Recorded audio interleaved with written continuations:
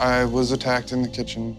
There was a Tupperware on top of the fridge, and it flew across the counter and hit me with force in the side of the head. Wow. When I spoke to Charlie, he told me that he hears a lot of things, banging, scratching noises. He doesn't sleep downstairs.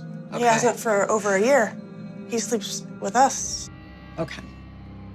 The other thing that unnerved me was that he does watch and he stares, and he'll get right in your face and do this. Being subjected to him consistently can make you feel like you're going insane.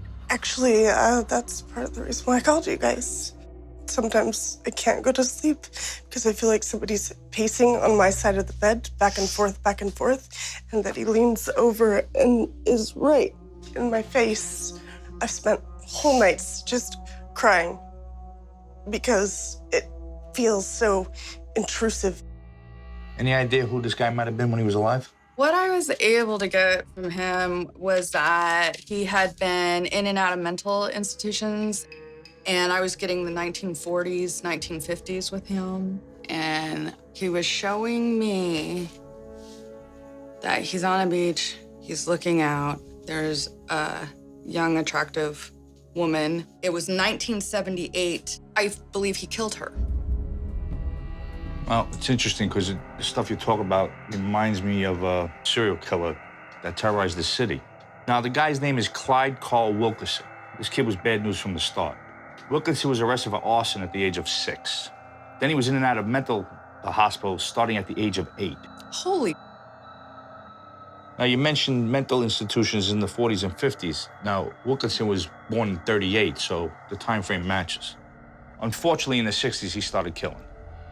In 1965, he beat, strangled, and raped a 19-year-old girl a couple of miles from here, while her 2-year-old son slept in the other room. A few weeks later, this sick bastard breaks into an older couple's house less than a mile from here. He beats the man to death. Then he raped and badly beat his wife, leaving her for dead. She survived. Barely, though. She was never right again and couldn't identify him. Now, in 1975, he struck again. Now, this time his victim was a 28-year-old student named Geraldine Martin. He wound up raping and murdering her, too. This guy may have killed more, but that's all they got him on. Now, he wasn't arrested until 2002. Holy.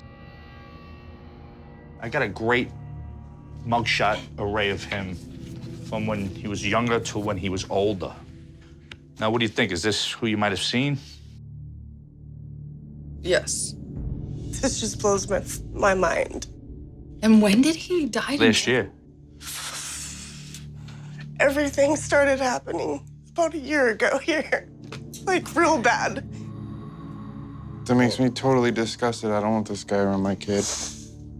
I agree. The next guy that I encountered, I felt was the bigger threat. The way he showed himself was extremely disturbing. He looked like a skeleton, and it looked like he had burns all over his body. And this skeleton guy was not a good person in life. He said that he did kill people. Because of how he looked, I believe he had a really gruesome death. And I think the thing that killed him was actually a broken neck. I have history that I really don't think has anything to do with who she saw, but I think it's something you guys should know about. Now, the day after the attacks on Pearl Harbor, the military came in and enforced eminent domain and took over all the property. And then they created 2 military bases here. One camp was La Mesa. The other one was right next to your old property line. And that's called Gillespie Field now. According to the expert I talked to, there had been 13 separate accidents there that killed 24 people. One stood out to me was this one. It was an F-14 in 1988 that malfunctioned and began spinning out of control. When the 2 pilots ejected from the airplane, one of them broke his neck upon impact. Any chance one of these deaths could have been the skeleton guy you saw? No, Okay, so now we have an idea who it's not. So why is this skeleton guy such a big threat? When I first got here, he told me that he causes pain and death. He did get physical with me a couple of times, and I do believe that he's very capable of becoming physical with living people. One of the things that I saw and felt this skeleton guy does is like slapping and pushing and hitting people. The other thing I saw was he was wrapping his hands around the bottom of the feet and the ankles and pulling them out of bed. Tell Amy what happened. I was laying there and I got a grab on my ankle, a real tight grab. Oh, And really? it scared me to death. Well, you even wake up with scratches and bruises. Yeah. Okay. Look at this, one of the scratches she took pictures of. Wow. That's like nothing. And as a matter of fact, Charlie wakes up with bruises on him. Yeah, I know. Okay, so the other thing that I saw him doing was possessing a living male here. He can enter the body and take over and completely change his personality. And that would be becoming angry and violent. I go from 0 to angry in 0.5 seconds.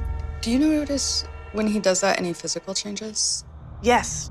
If we're fighting, he has this specific face where he looks at me, almost like a disgust, the way he squints his eyes. The other thing that I saw him doing was we went into the little room, the little blue room. Yeah. And that blue room's Charlie's room, right? It's the one he won't sleep in. And what I saw was very disturbing. I did have a sketch done of what I saw happening in there.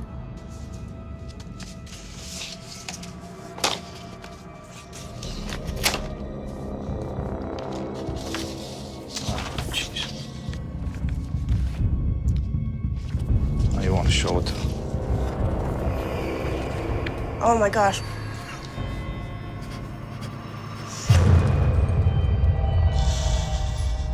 I want to say that it's a surprising picture, but the way he thrashes around at me, he is always saying, no, stop, get away. So what's he doing in this picture? He was trying to smother him. He was covering his mouth, pinching his nose. Obviously, he's trying to kill your child. I did get that sometimes the kid would wake up and would actually see him in his room, and he was crying, and it scares him. That's just disgusting. That pisses me off to no end. I mean, yeah. I don't even have any words. I'm extremely, extremely worried because this guy wants death, and he wants to be able to jump the living male here and have basically, murder-suicide kind of situation. He showed me where he enters you. He said it's on your right side right here. I get rib pain on that side all the time. I don't even know what to say to you guys.